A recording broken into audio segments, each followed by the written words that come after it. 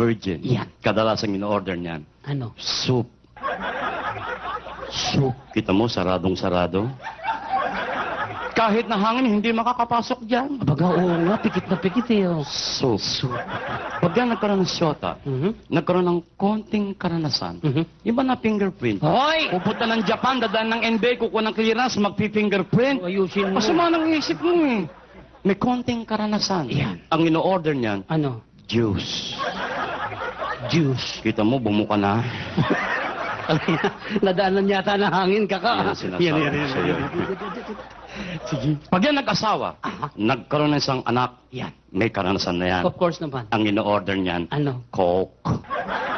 Laki na. Malaki yata, kaka. Soup, juice, Coke. Nagbabago ng anyo. Pag yan nagkaroon ng 8, 10 anak, Yan. marami ng karanasan yan. Aha. Ang ino-order niyan, Ano? Cha! Wala bang umorder ng ice tea? Wala. Porke usapan ng hayop, naintindihan mo. Naintindihan ko yan. Walang kapagtataka. Bakit? Ibaboy ka eh. Hindi, yung power of the mind.